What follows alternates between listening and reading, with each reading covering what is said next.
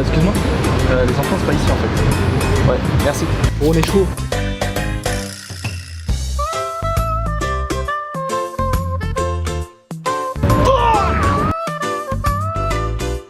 Ah c'est dur. C'est pas ça que t'essayais de faire? De quoi? T'essayais pas de faire ça?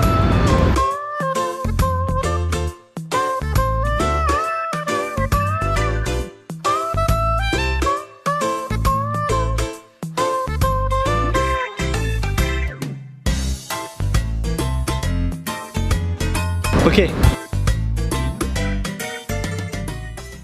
Hello la Darry Team, c'est Amaury, bienvenue dans cette toute nouvelle vidéo. Tournage exceptionnel en vue, ça fait très longtemps que je voulais l'organiser. Aujourd'hui, j'accueille un athlète avec un niveau. Vous avez rarement vu ça. Il est particulièrement jeune, mais je vais le laisser se présenter. Milo, sois le bienvenu. Écoute, merci. Ça me fait super plaisir que tu aies accepté mon invitation. Légèrement survendu, je trouve. J'ai commencé le street il y a à peu près 2 ans, pendant le tout premier confinement. C'est devenu une passion. Enfin, je pense un peu comme tout le monde. Si tu continues à en faire, tout ça. J'ai 16 ans. Seulement 16 ans, 2 ans de pratique et un niveau de fou. Ce qui est très marrant parce que on dirait peut-être pas comme ça, et en 30 ans, quasiment le double de son âge. Ce que je te propose, tu m'aides un petit peu au cours d'un entraînement. On pratique tous les deux la facette statique du street workout. Pour ceux qui sont plus muscu, travail isométrique. Il va nous donner un peu quelques conseils et puis on va voir un peu ce qu'on peut faire. Sachant que du coup, je me revendique pas du tout comme un coach sportif ou quoi, c'est genre vraiment juste du partage de connaissances. Et puis on va coupler tout ça à une petite interview parce que j'ai vraiment beaucoup de questions à te poser. Je pense qu'eux aussi sont curieux d'en connaître un peu plus sur toi. Ce que je vous invite à faire, si vous appréciez le concept de cette vidéo et que vous voulez en voir plus des vidéos comme ça,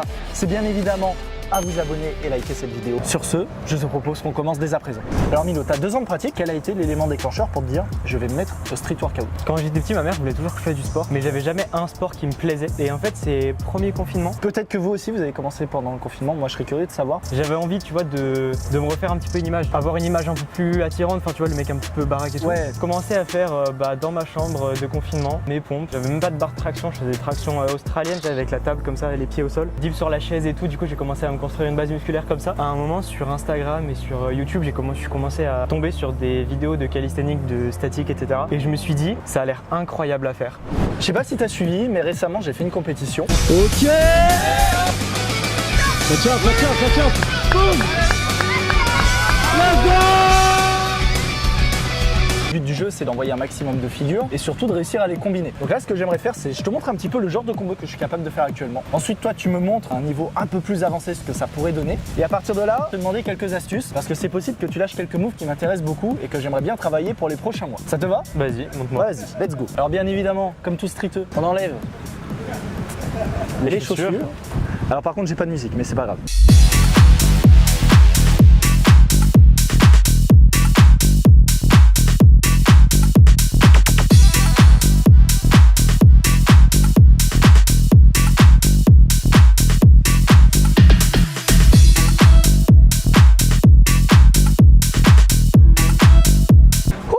J'ai les yeux qui ont explosé. Enfin, quelle est la première figure que tu t'es dit je vais tout faire pour l'avoir? Ça se trouve, c'est peut-être pas le cas, mais en tout cas, moi j'avais vu beaucoup de planches au début. Du coup, c'est la planche. Le premier move que j'ai débloqué, c'était back lever. Et au bout de 8 mois, j'avais une première full. Ah oui. Et au bout de 10 mois, je la tenais un peu. Toi, si tu avais un peu ce même combo à faire à base d'équilibre de planche et de front, quelle serait ta proposition? Que je puisse voir un peu ce que ça donne.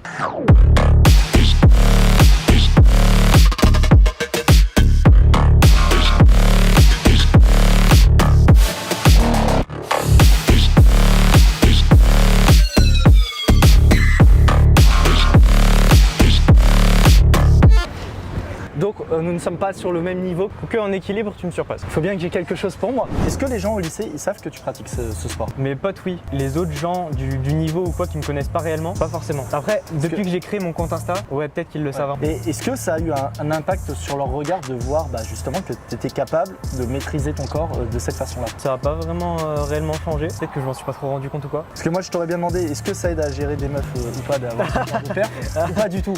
La question. Non, bah, je sais pas vraiment parce que je t'avoue que c'est pas vraiment ce que je cherche parce que bah. Non, t'en as pas une qui est venue te voir en disant oh en fait j'ai vu tu fais ça et tout, c'est bien et... Non.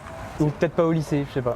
Et du coup ça tombe bien parce que là je t'ai vu faire une figure qui m'intéresse énormément et vous allez comprendre. C'est ce qu'on appelle un front touch. Je te montre un peu ce que ça donne et tu vas me dire comment je pourrais travailler ça. Vas-y, je te regarde.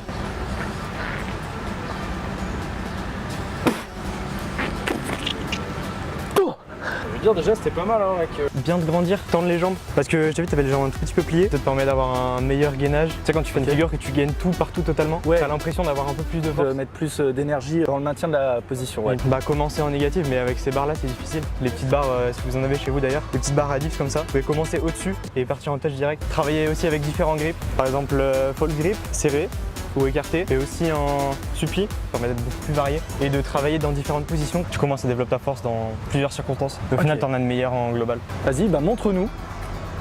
Let's go. Putain, c'est beau ça. Ça c'est beau. Hein. Qu'est-ce que tu dirais finalement à ton toi d'il y a 2 ans qui souhaite apprendre un front lever? Je lui dirais de travailler plus l'explosivité en traction, parce que c'est vachement utile pour le tirage. On s'en rend peut-être pas forcément compte, mais c'est vrai que par exemple les high pull-up, oser travailler avec un élastique, parce que je le faisais pas beaucoup au début, mais ça m'a vraiment vachement aidé. Est-ce que tu as dû adapter ton lifestyle quand tu t'es fixé ces objectifs ou tu fais rien de spécial, disons que tu vis comme un peu n'importe quel étudiant et juste tu fais un peu de sport? J'avoue que je mange comme avant, enfin, surtout que comme j'habite encore chez mes parents, c'est pas vraiment moi qui gère ma bouffe et tout. Je fais aussi peut-être plus gaffe à mon sommeil, que je sais que ça m'aide à avoir des perfs. Bon, maintenant ce que je te propose c'est qu'on passe à une deuxième figure. Cette figure là, c'est l'objectif de ma vie. Je veux une full planche. Depuis que j'ai découvert que ce mouvement existe, je me suis promis qu'un jour j'y arriverai. Bon, vous ne vous moquez pas, je vais tenter une presse. Parce que la full, vous l'avez vu en intro, c'est mort. Hein. Parce que c'était pas fake hein, comme intro, hein. J'y arrive vraiment pas. Ah Yes, redescends, négative. Doucement, contrôle.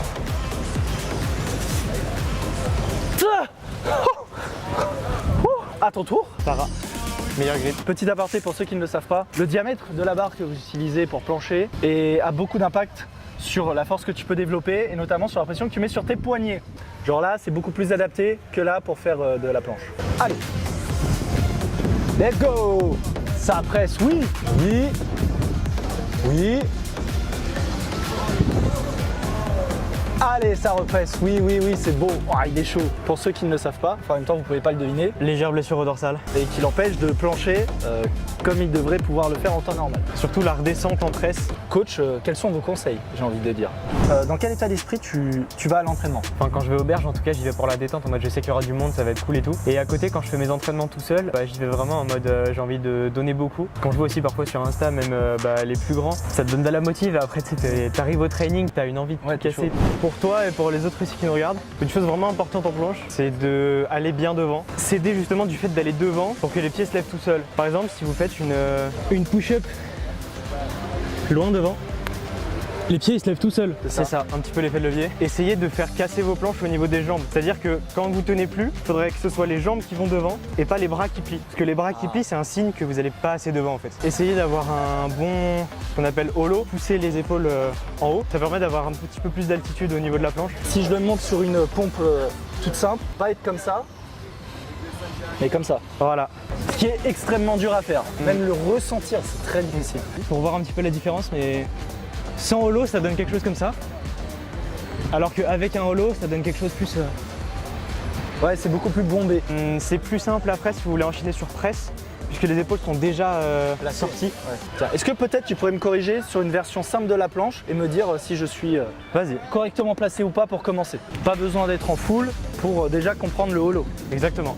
Là, j'essaie déjà de me placer en avant. Ouais. C'était pas trop mal, ouais. Ah, et pas trop mal, ça veut pas dire que c'était bien, mais faites attention aussi à de faire juste le holo au niveau des épaules et pas de devenir en tortue comme ça. Je sais pas si vous voyez la différence entre le holo normal et le holo tortue. C'est qu'en fait là, tout le dos il monte alors qu'il est censé rester un petit peu droit. C'est vraiment juste les épaules qu'il faut pousser et pas arrondir le dos en fait. Après ouais, pour renforcer les épaules et les bras, tout ce qui est pompe en équilibre, si vous n'y arrivez pas, faites aussi contre un mur, le ventre contre le mur. Et tout ce qui est pompe en essayant de baisser les mains vers le centre de gravité. On appelle ça le lean d'ailleurs les amis, le fait d'avoir les bras tendus et de se lancer en avant.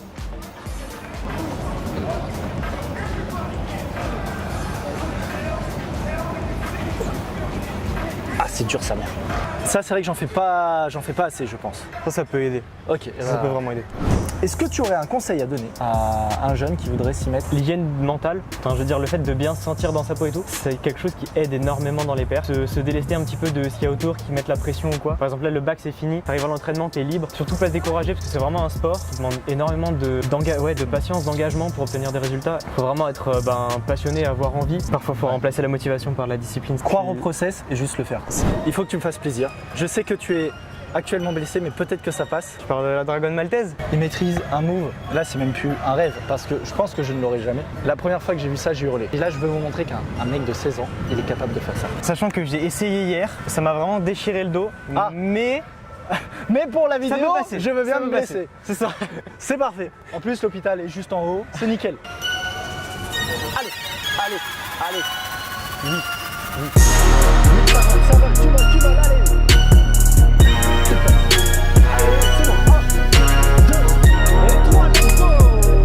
Putain, il est chaud. C'est plus une white planche, mais Ouais, il va pas chipoter. Hein. Est-ce que tu as des objectifs en tant qu'athlète? je sais pas encore comment, mais je sais que j'aimerais vraiment, un peu comme les plus grands, ou tu vois, comme toi, faire une chaîne YouTube. Je sais que c'est vraiment un truc que j'aimerais vraiment faire.